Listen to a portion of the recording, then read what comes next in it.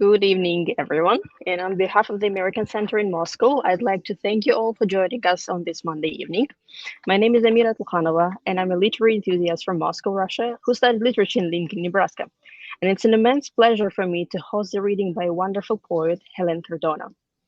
Hélène Cardona's book include Life in Suspension and Dreaming My Animal Selves, and the translations of Birnam, José Manuel Cardona, Salmon poetry, The Abduction, Beyond Elsewhere, nous, portons, I hope I read it right, and Walt Whitman's Civil War writings. She has also translated André, Breton, Rimbaud, Baudelaire, Aloysius, Bertrand, Eric Sarner, René, Depestre, Jean-Claude Renard, Nicolas Grenier, Christian Cygne, I hope I read it right, Leah Nagy, and John Ashbury. Her own works have been translated into 17 languages.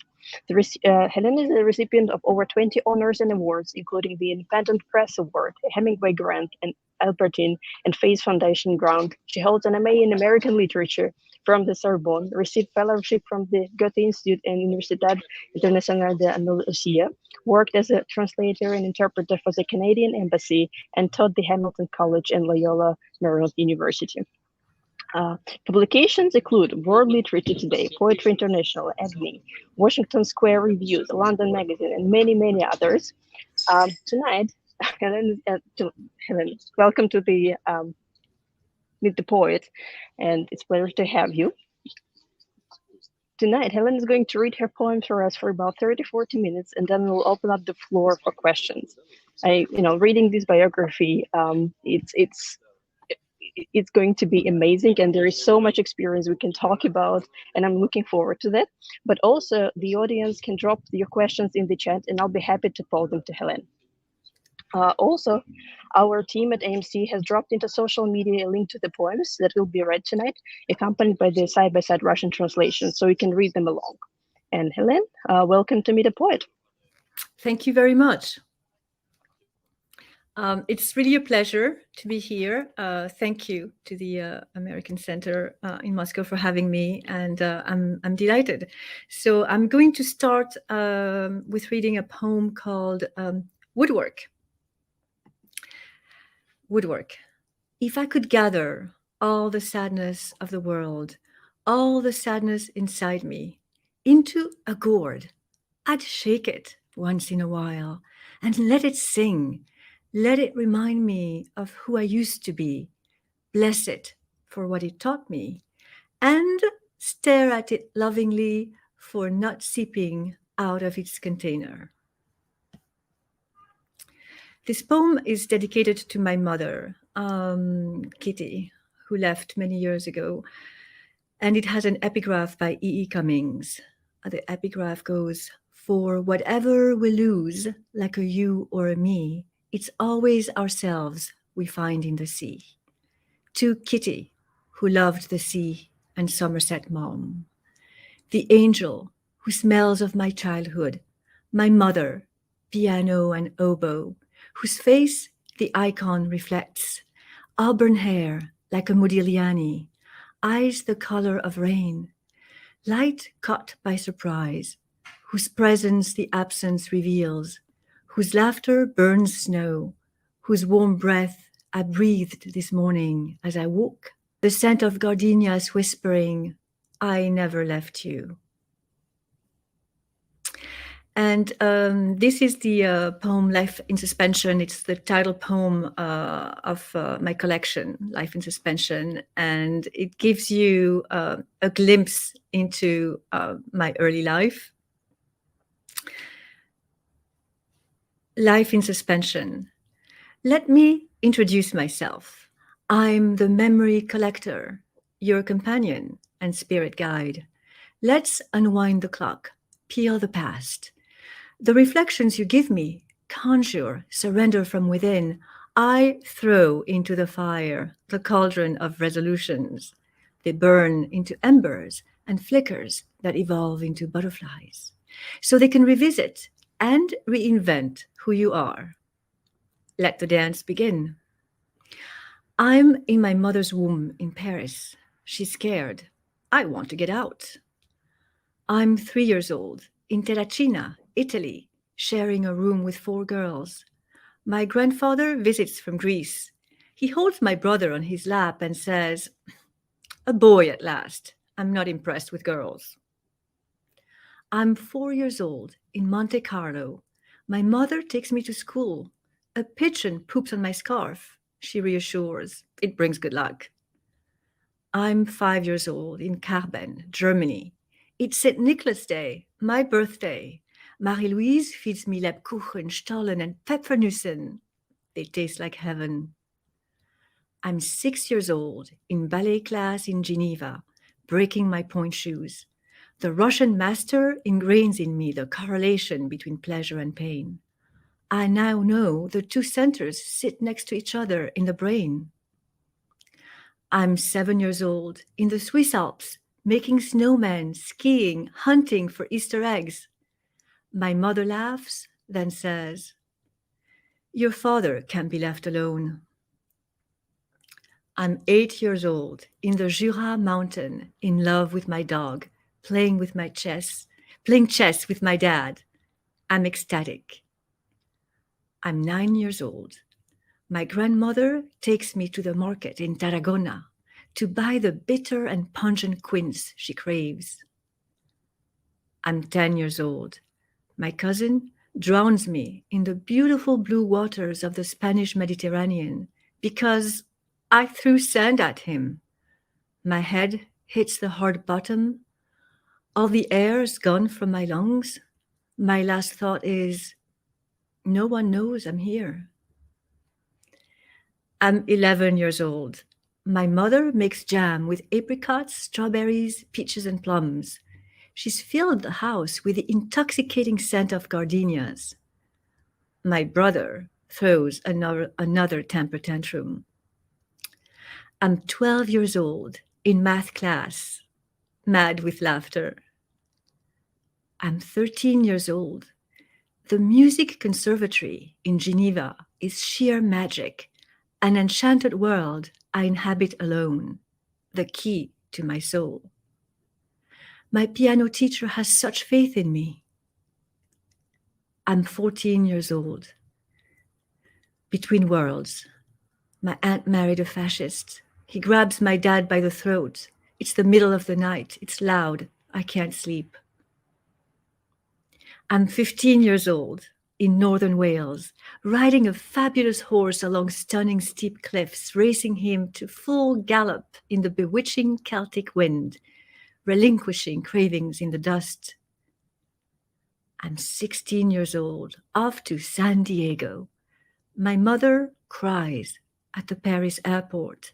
She breaks my heart, but the pull is stronger.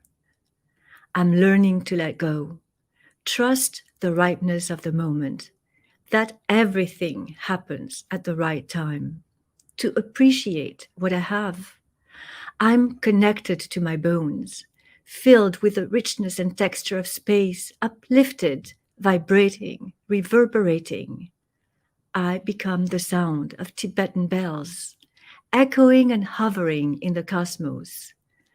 I perceive the whole world below, life in suspension. This next poem, Peripatetic Gremlin, has an epigraph by Geoffrey Hill. Some days, a shadow through the high window shares my prison. Peripatetic Gremlin. My life is a slideshow, projecting the same image again and again, a glimpse into escapes north and south, as I stare at the angel, transfixed, blinded by the whiteness of time. A house like a ship. I live in a house like a ship, at times on land, at times on ocean.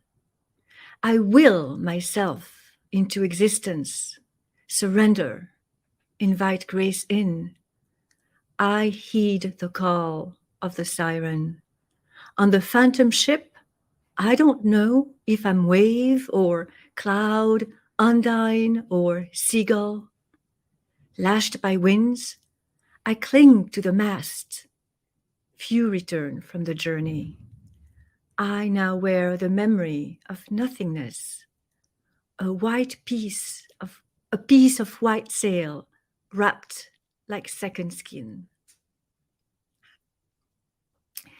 So this is another poem dedicated to my mother. It's called My Mother Saridwen.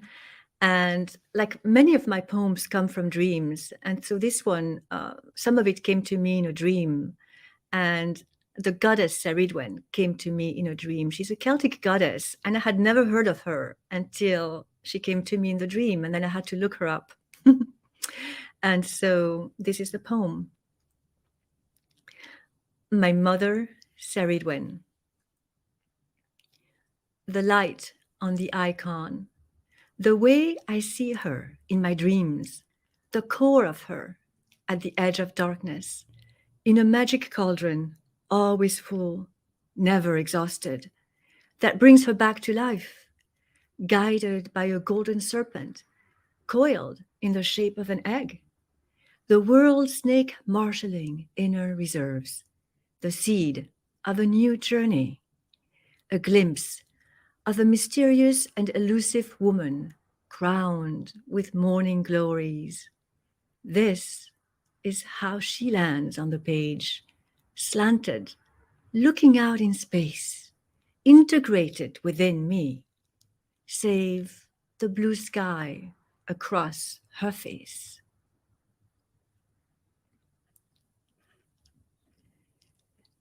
Galactic Architect. Down a ladder in the sky, I hang in the void. Ultramarine is all I need. Let it be simple. Build a house for the spirit to rest and soar. I trust self-contained, an equipoise, resources at my fingertips, deep roots with ghosts of support, the foundation for a throne, to explore and claim whole worlds. Surprised you're here with me, lighting up my life.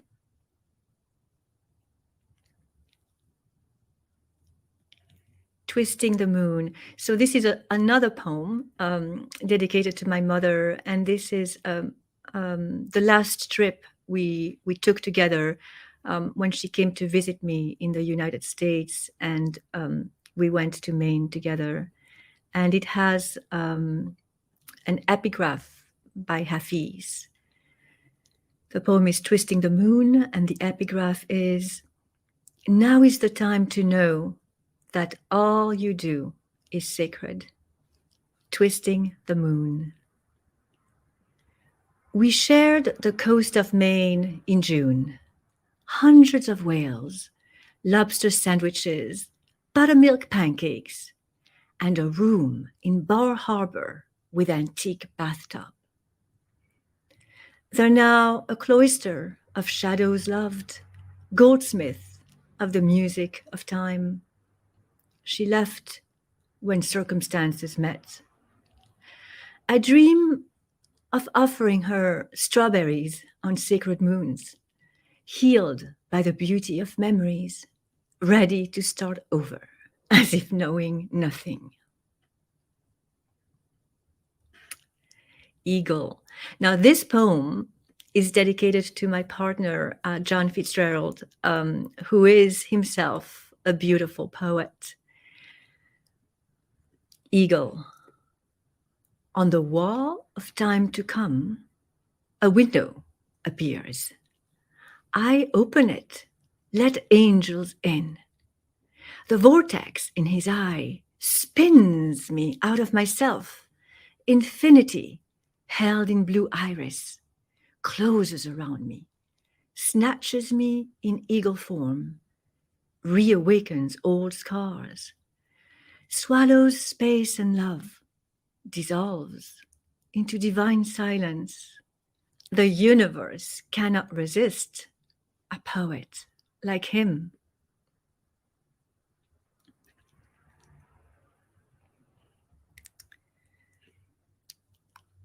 This poem, In Search of Benevolent Immortality, has an epigraph by Mary Oliver. Someone I loved once gave me a box full of darkness. It took me years to understand that this too was a gift. In Search of Benevolent Immortality. My mother sacrificed so much. I tried to mend fractured relations, let light flicker into the sheltered past. We packed whole lives into bundles in search of what chooses us, what wants to come back to the surface, what needs to be said. We had so many dreams, we didn't know what to make of them. And so, with leopard's ears, I hear beyond the range of sound, the ineffable, the sublime, my mother's breath, grandmother's smile, ancestors' voices, to soothe and heal the sorrow. So another poem also that came from a dream, How God Thinks, is surprising. My mother and I are two swans intertwined. We show the world on stage our connection, our closeness. We bond, the bond never fades. God is the director of the play. We're a part of each other, a continuation of movement, dance, beauty. Together, we form a whole, a heart, an angel. Our core holds a plate to be filled with life. We create and celebrate every reason, the symmetry of our truth, a vision, an offering. We invented time. The more we make it disappear, the closer to God we grow. I understand the nature of plants, living off the land and rain. I used to be a flower. I like morphing into an animal, devouring who I was. The earth never fails me. So this poem, next poem, Uranopolis Pantoum, it came to me, some of it came to me in a dream. My mother was from Greece and my father from Spain, and I was born in Paris, and like you saw in Life in Suspension or heard, I was raised all over Europe. This poem, Uranopolis Pantoum, I went back after my mother passed away to Greece and to Uranopolis Pantoum, and she visited me in a dream, and this is what happened. And it has an epigraph by Carl Sagan, a love song cast upon the vastness of the deep. Uranopolis Pantoum. She came to me once in a dream, luminescent, clad in white, elated, so much younger than I ever knew her, thankful for my return to Halkidiki. Luminescent, clad in white, elated, for the first time since her abrupt departure, thankful for my return to Halkidiki, where holy mountains stretch into sea. For the first time since her abrupt departure, monasteries sculpted high on rocks, lands, skies, and suns, where holy mountains stretch into sea, trident beckoning the Aegean. Monasteries sculpted high on rocks, lands, skies, and suns, direct line to God, trident beckoning the Aegean. She embraced me with such love, direct line to God. We were one. She embraced me with such love. Pain or suffering never existed. We were one. No resourcing no longer exists, only bliss. And she, the flower mage, no resources wasted like bread in empty houses. She, make gardener of memories, only bliss. And she, the flower mage, roses climbing back into my life. she makes me gardener of memories. I wake with sheer joy, roses climbing back into my life. I too see sand, wind, and pine honey. I wake with sheer joy, beams of love and innocence. I too see sand, wind, and pine honey, altered like a glimpse into now. Beams of love and innocence, so much younger than I ever knew her, altered like a glimpse into now. She came to me once in a dream.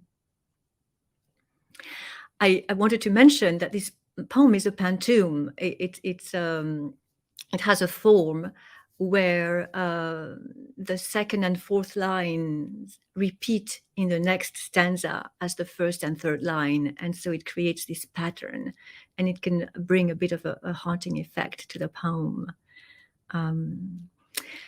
So this next poem is about dreams. So because I also work with dreams, and so this is how it works for me. Dreams like water. I trace patterns in dreams through beings disguised, undone like particles broken apart, revealing pieces of me. I pursue elusive sleep in the hope to heal mishaps, the last chance to anchor my boat. So this next poem is called From the Heart with Grace, and it's also about where I grew up in Switzerland. And it has a reference to my last name, Cardona. So my last name in Spanish, because my dad is Spanish, and it means thistle. And so it also has a root to Scotland. So it's both Mediterranean and Celtic. From the Heart with Grace. Wind, who yearns to be savored, offers me 3 cups overflowing with eternity, daemon of insight. The opportune encounter enraptures quintessential distress, ruffles a strange quietude, kindles a jeu d'esprit, glückliche Reise, propels the fervent fragrance of heliotrope, hyacinth, and honeysuckle. The tremulous hibiscus taunts me to warm climates, reminds me I remain a thistle, resilient, rooted in Mediterranean Celtic fringe. Do you remember a language older than time? When a shiver down my mother's spine was worth 1,000 words? And the melancholy in my father's eyes, reflecting Lake Geneva, was indecipherable? There, unbeknownst to me, in a world inhabited by swans, I too swim in concentric circles to find the resonance of my core and discover that in dreaming lies the healing of earth. In dreaming, we travel to a place where all is forgiven. In dreaming is the divine created. And the great oneness whispers ex voto, I am centaur by any other name. I am griffin by any other name. I am mermaid by any other name. Ma raison d'être, insubstantial, chameleon, excavated like a talisman from wreckage, resplendent fresco, catapulted beyond whimsical, metamorphic frontiers.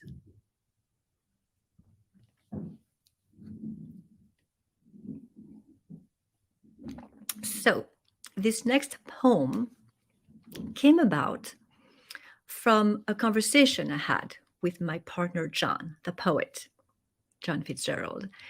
And so when we met, of course, we bonded over poetry, but also because of the fact that I had lost my mother and he had lost his father. And so we were talking about death and maybe what happens after death or doesn't happen. And we had a different outlook that came about. And so it's called Notes from Last Night to John in memory of his father. One can distinguish Van Gogh from Chagall, that state of in-betweenness where even objects come alive, to do with light and looking pure. Because of all this light, I'm partially blind. It doesn't matter whose ghost you see, as long as you see one. Two darknesses together across the shape of face. Warmth comes forward, cool retreats. I just experience. Talk about faith, I don't believe. Experience is cellular. In our normal state, we're not able to perceive. That's why I think the dead know. I had never seen before the beauty of it. Everything has to do with light. Every ghost, proof of the afterlife. Any ghost. And that's because after my mother passed away, I really wished she could come to me, like not just in dreams. That's how I am very grateful for those gifts. But I was thinking it'd be great if I actually saw her, like, as a ghost. But it never happened. But I had the strangest experience one day. I was visiting someone, actually in Malibu, near where I live, in Santa Monica, in California, by the coast. And I saw the ghost of that lady's mother, and it's the only one I've ever seen. And so that gave me a lot of food for thought, right? And so this next poem is called Shaman in Residence. And I've done some training with shamans, both here in the United States and I went to Peru as well. And I'm fascinated by Native American or all native cultures. Shaman in Residence.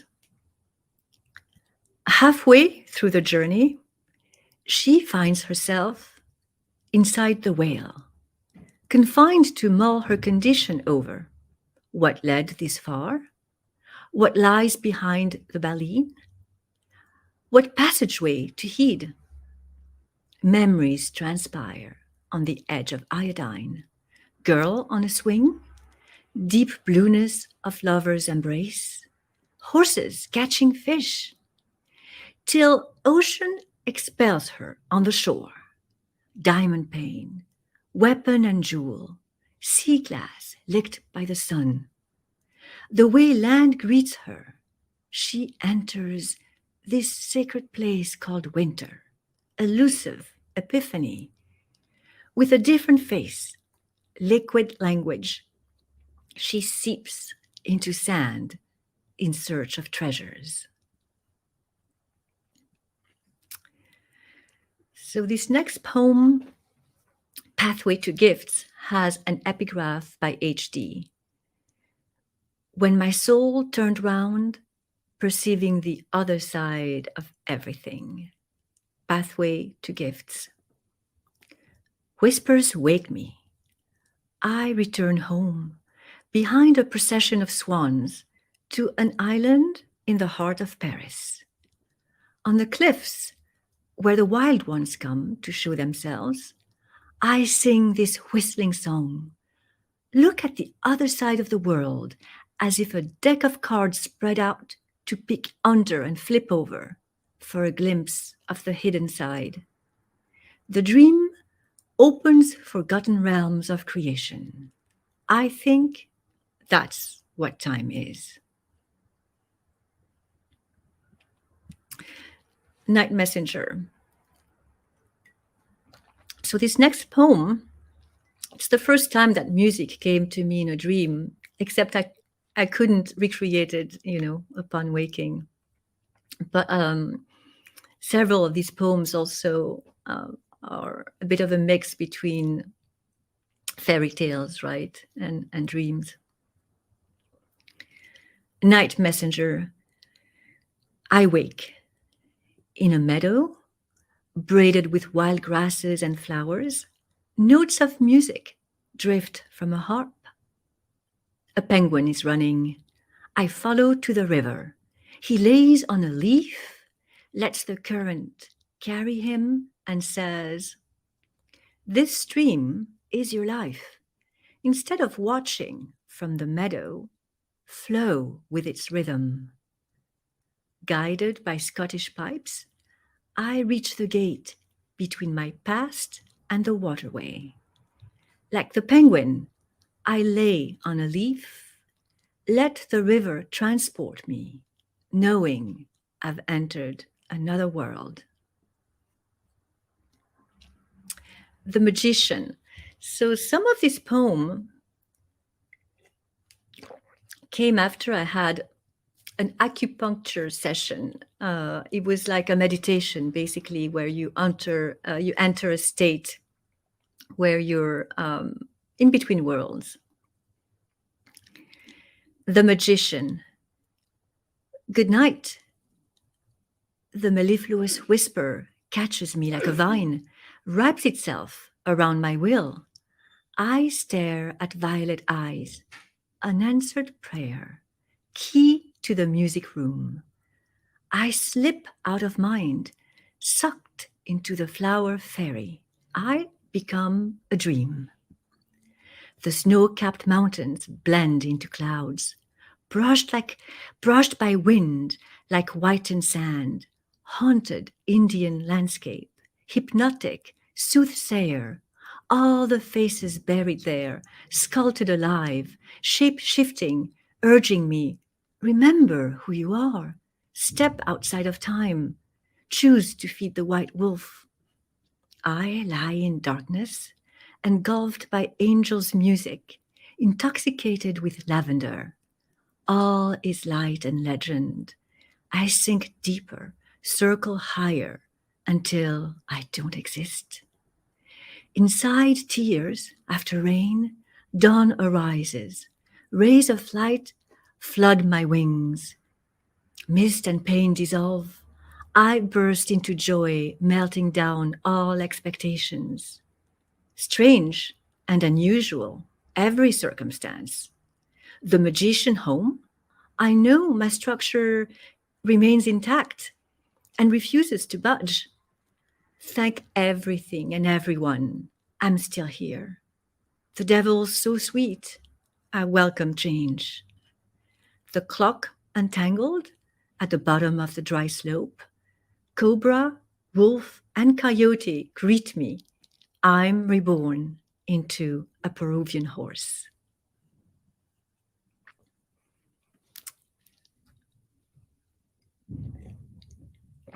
So this next poem is called Dreamer. And so I wrote this poem before meeting John, my partner, and in a way, it was prophetic. It's like maybe I thought I would never meet someone like that, and I just kind of put this thought out into the universe, and it happened. Dreamer. To get a glimpse of Aphrodite and be touched by grace, see beauty everywhere, forgive all and myself, and surrender, surrender, surrender. To get another chance at love, for I worshipped Athena and followed Artemis. Taste the Cyprus pomegranate. Dive into the ocean. Have your heart broken. Consider this. Be fortunate, grateful. Consider this. Be alive. For the greatest gift is given with death. There is no end and no beginning. Surrender, surrender, surrender. I pay with my mother's death for the price of my dreams. As I dream the world into being, as I dream new memories, as I dream myself into love, falling into you.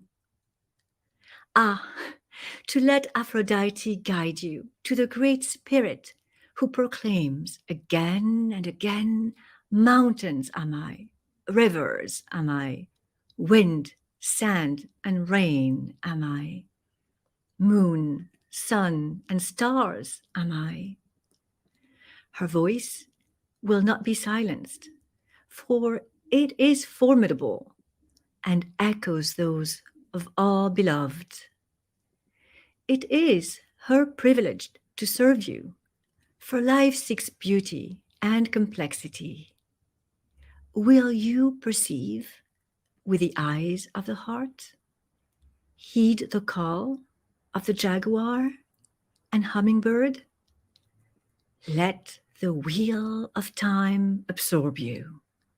Have your heart broken.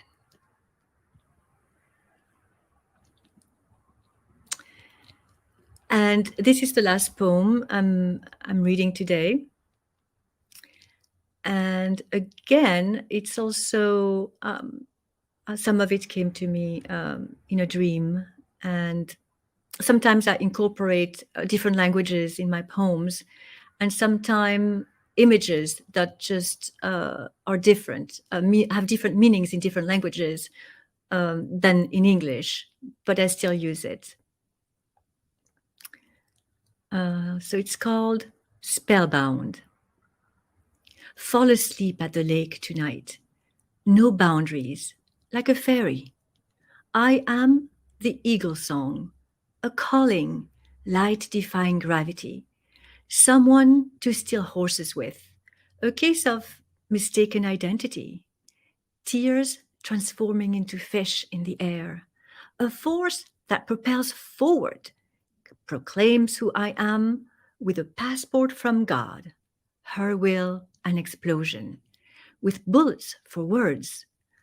I offer everything, stardust, silence, impish grace, and flutes like birdsong, mischievous, good and bad, pulled out of myself into the spell.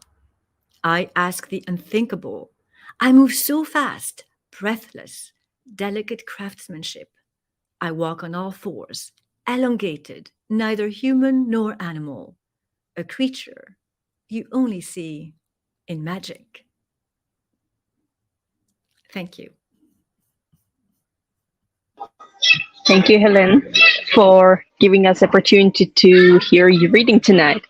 And now we can, like if I had to describe it with one word, it would be dreamy, and you like come up with the word of dream so often. But like before we move into the topic of dreams, like with your poetry, you kind of moved us through the different stages of your life. And can you tell us a little bit about your background and how you became a poet and translator? Oh, yes. That's a really interesting story because I was born in Paris. My mother had left Greece to study law in France, and my father had left Spain, and he was also studying postgraduate studies in France, and that's how they met, and that's how I was born.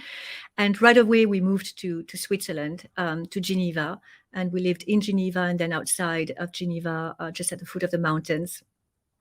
And then when I was 4 years old, we moved to Monte Carlo, Monaco, and then back to Geneva, Switzerland, France, And then when I was 14, we moved back to Paris.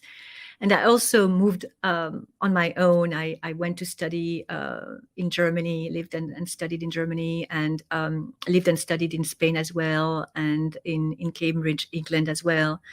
And so I started writing poetry when I was 10. It's something that just came naturally to me. And I studied literature at the Sorbonne and in Cambridge, England, and in 2 Spanish universities in Spain. So at the Sorbonne was English and American literature, as well as in England. In Spain, it was Spanish literature and philology. In Santander, in the northwest of Spain, and in Andalusia, in Baeza. So yes, I was really nurtured a lot by literature, and I was also a linguist, and I was working as a translator interpreter as well. So it all came together. But really, what I wanted to do, and I was a musician. I studied music at the Music Conservatory in Geneva. It's in my poem Life in Suspension, and I love that world. And I continued in Paris with Salle Pleyel. But something happened to me. But because I was very good at math as well, and in France, selection is through math. So I was like naturally following that path, and I was a math major in high school, and I went straight into med school at 17, and it was terrible. I just had the worst experience. I just hated it so much. I had a breakdown. It was not for me at all. I had to give up. I was also dancing with a dance company in Paris and performing at Salle Pleyel. I gave up the music, the dance. I actually wanted to be an actor, but I was really encouraged to study and pursue a career and go to med school.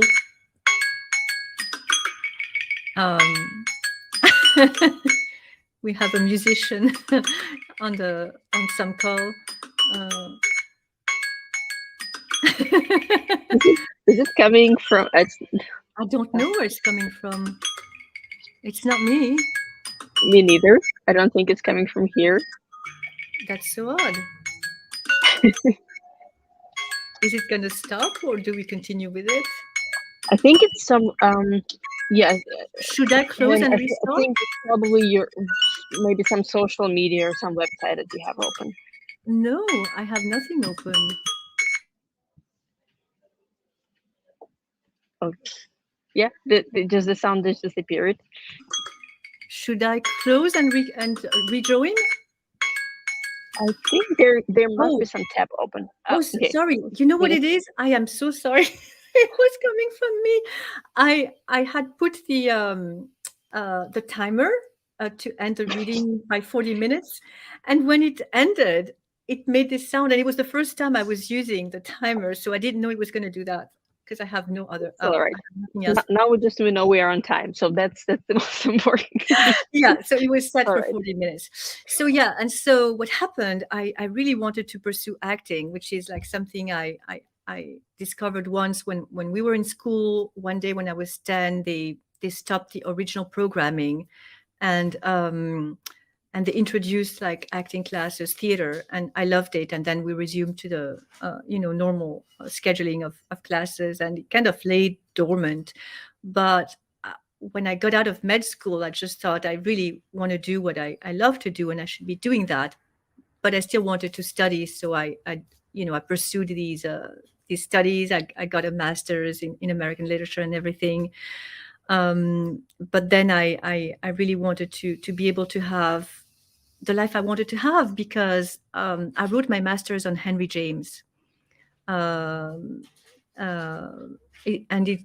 I titled it "The Search for Fulfillment." I love Henry James. I read almost everything he wrote, and this thesis was particularly centered on The Wings of the Dove, and in general, through his writings, it's all about, in The Ambassadors, he says, live all you can, and so many characters have unfulfilled lives, And just I thought, I really have to. I have this one life as me. Maybe I'll come back as someone else, but for now, this is it. And so if I don't do it, it's on me. And so I after doing my master's, I started the PhD, but then I was like, no, I have to pursue acting. And so I moved to New York, and I started over in a way. I went to drama school, the American Academy of Dramatic Arts. It's a 2-year program.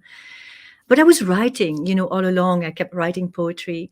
And so now I have parallel lives. I balance both. So I work now as an actor. It's how I earn a living. And at the same time, I write, and, it's sometimes one takes over the other, and so on. And I was fortunate to be able to publish the poetry. I found this beautiful publisher in Ireland, Salmon Poetry. They've published my collections. My first one was published in the US, but then the last 2 were out of Ireland. And then I've translated. I think translation is wonderful. It's a bridge between between worlds, between countries. It unites people, and so we discover a lot of literature through translation. And so I've translated many poets as well, and it brings me a lot of joy. And I think you become a better poet and writer from translating, because you have to enter into different worlds and psyches, and use language a bit differently. So yeah, in a nutshell. Thank you so much for this answer. There are so many questions I want to ask, around it. But in my life, I always kind of regret not living at the time where Da Vinci lived. And you are, very, very, you're not Da Vinci, but you're Hélène Cardona, the very close, kind of person who he would be in his life. Oh goodness. But you touched upon the translation, and I personally, find translation a very difficult process, and especially when it comes to poetry. And how do you approach this process? Yeah, because already poetry is an art where language is created, and it uses metaphors, imagery, sometimes rhymes. Sometimes it has there's form, and so I think you have to. My goal when I translate is I want to be faithful to the original as much as possible, but that doesn't mean that you translate literally at all, because sometimes, what you want to do is to capture the essence of the original writing, and then you want to render it into the language that you're writing in. So I translate both into English and into French, and I translate both from English into French and from French into English and from Spanish into English. So in let's say I'm translating into English. In English, it has to sound English, right? But it's all right to keep words sometimes from another language. Like in my own poetry, let's say, some of my poems, I'll leave words in French or German or Spanish, on purpose. So that doesn't mean that you can't use. And sometimes the imagery has a different meaning in the original language, and so sometimes you want to find the equivalent in English, and sometimes there isn't. Let's say, and it's all right. You just do the best to transpose the spirit of it. So that's the idea. Yeah. You called yourself the gardener of memories. You're also the gardener of other poems. So you keep their essence. Beautiful. Thank you. And there is a question from the audience. Person is asking, Hélène, do you feel that your poetry makes you stronger? Do you remember some lines of your poems in difficult or emotional difficult times, like a prayer? Absolutely. And actually the act of writing poetry itself, I find it very transcendent, right? I find it very healing. And I say this thing, right, that I write poetry as a form of healing, of transmuting pain into beauty, right? So poetry can come out of many different things, right? It can come out of observation, experience of painful or beautiful events that you want to transcribe. But a lot of times, something that's happened in my life that's very difficult, if I'm able to write about it, then it becomes extremely healing. And then it's like not a magic potion, but it's like taking something that's soothing. It soothes the heart and the spirit and the mind. So and it's the same with all great poetry, right? And this is why I have those epigraphs sometimes at the start of my poems, lines from another poet that in a way I pay tribute to, because these are poems and poets who have had a deep influence and effect on me and have healed me, soothed me, helped me feel better. And so I incorporate them in my poems that way. I stand on their shoulders. It's a connection with them, and I share that with the world. So yeah, I think there's so much beauty, in poetry, and it's wonderful to be able to share it that way. Yeah. Thank you so much. Then I'll ask the next question. You mentioned that you work with dreams, and you also mentioned that many of your poems come with dreams. How does this work happen? Like, what is the process of working with dreams?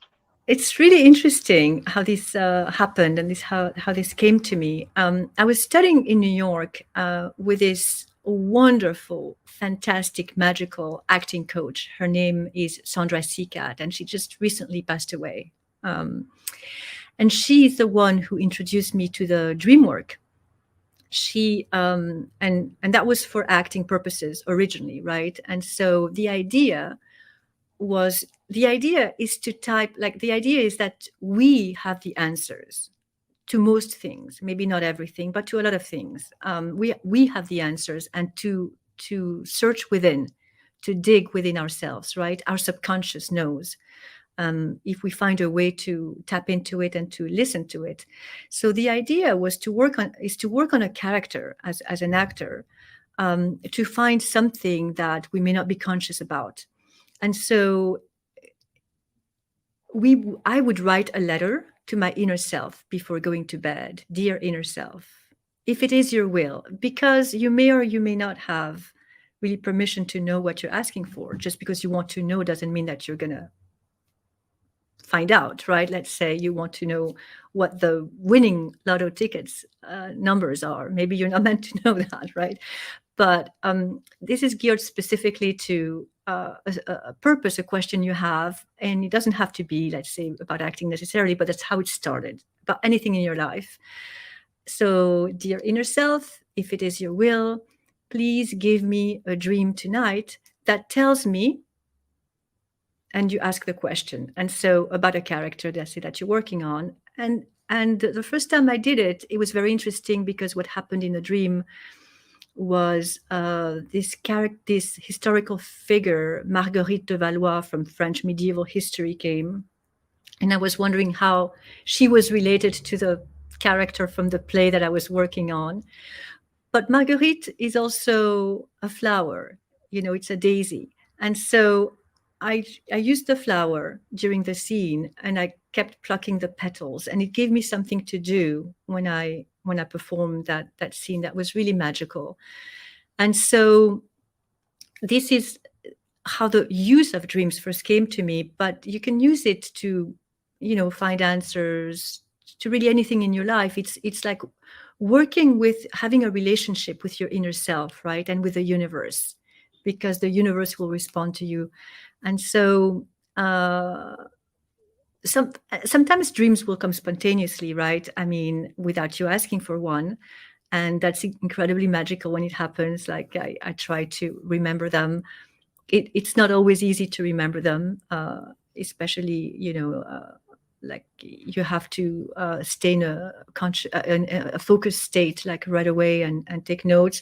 And if you don't remember them, the day is the waking dream, and there will be a surprise during the day, and you pay attention to that, and it will be the key. The surprise in the dream is always the key.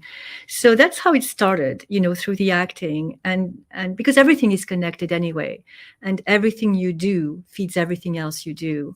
And I think the richer your life is, then the more you can bring to whatever it is doing, whatever your job is, whatever it is you're doing in your life, when you bring consciousness to it, you make it better. Yeah. That's beautiful. It's like your whole life is meditation, you know, like you focus, you bring things to it, and like you I work try. with it. I try, because sometimes it takes over and it's very difficult, right? Oh Sometimes yeah. life just takes over, things happen and you're submerged and you're like, oh my God, how do I handle this? You know, and sometimes you can only, so my mother passed away a long time ago, but my father passed away. It's going to be 5 years now, and it's still very recent to me, and it's been very hard to write about that. And I need, I think, quite a bit of time to process things, you know. And so sometimes, for me, like I can't write about something traumatic necessarily right away. It takes, you know, I have notes and I have started writing a bit about it, but it takes a little time. Yeah. Yeah, just processing. Um, I have one question that when you mentioned that during the reading that I was like, I don't know if I want to experience that, but at the same time, it's curious. You mentioned that you met your friend's mother's ghost. Oh yeah. How did that happen? It was And the strangest thing. Yeah, I absolutely did not expect it, because, you know, it had never happened to me. And when you hear stories like that, I'm always skeptical. I mean, you know, I just, like, you know, so she was talking to me. I was looking out the I was facing the window. We were in Malibu, and I was facing the window that was looking out, like, toward the ocean, right? So there was a light coming in, and she was facing me. There was so much light, but all of a sudden, it's like, there she is, and right here, I see this face. I mean, it's right there, right? I mean, I'm not making it up. I'm like, what? And it seemed very natural. There's nothing that seemed, oh, that's supernatural, oh, that's scary. Nothing at all. It was just there, like gray, black and white, like, you know, not color, for a while. And then it's gone. And I'm like, what was that? And then I tell her and I describe it to her.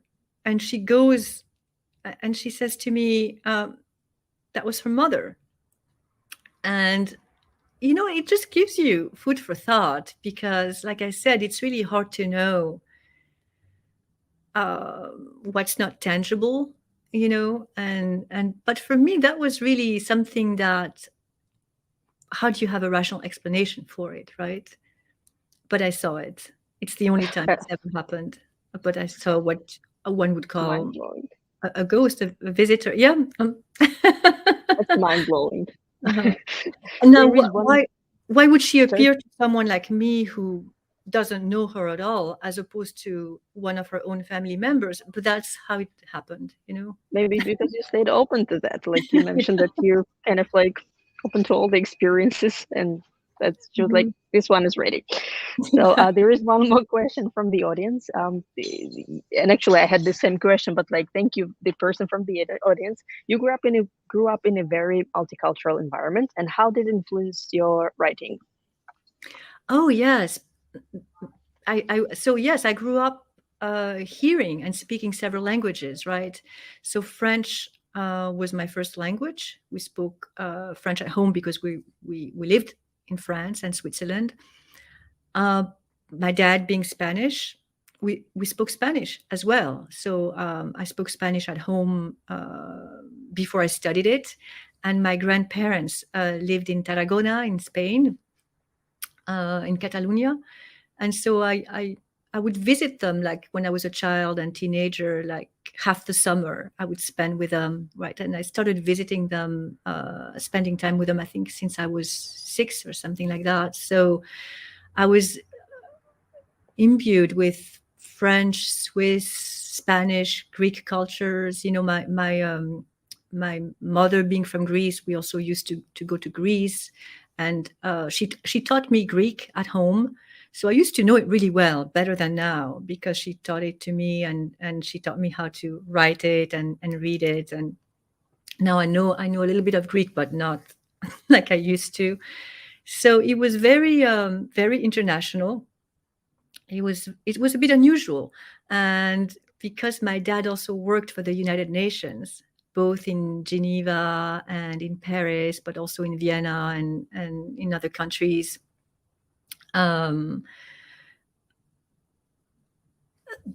They're friends, you know. My dad's colleagues were from other countries as well, and a lot of them from South America, obviously, because it was the Spanish section of the UN. So on the one hand, I appeared to be very French, and on the other hand, I was this mix, you know, this total mix of, which makes me in a way, the perfect American, in a way. Like, France is a land of immigration, and so is the United States, right?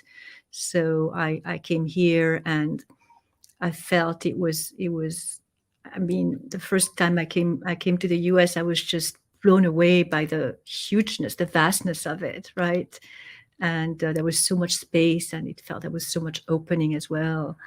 And so I am both European and American. I've been an American now for a long time, but I am both European and American, you know, and that's the way it is.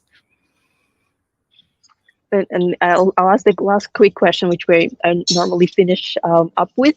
What would be your advice for aspiring writers or poets? To read as much as possible. I think it starts there, you know, because you're fed so much by what you read, and the more you read, the richer you become. And then just to trust yourself, you know, like, no matter what anybody says or whatever it is, you know, you just do your thing and you just keep writing. But the more you read, I think the richer you become, you know. And it's also very inspiring. I find it that when I read less, I'm less inspired, you know, when I write less. So yeah, so I would say that number one thing, you know. Yeah. Thank you so much. And I think we are ready to finish tonight. We're a little bit over time. Thank you, Hélène, for this opportunity. I mean, this was so interesting. I think we could, like, you know, stretch it to another couple of hours for sure, and then maybe a couple of days. I'll be asking questions and, you know, listening to these beautiful stories. Thank you for the opportunity to host it tonight, and to the American Center in Moscow for organizing this event. And thanks to our great audience for their questions. And please fill out our survey so we can make our events better. And till we meet again. Thank you so much for having me. Thank you to the American Center in Moscow for having me, and to the audience for coming along. I deeply appreciate it. Thank you. Thank you, Amira.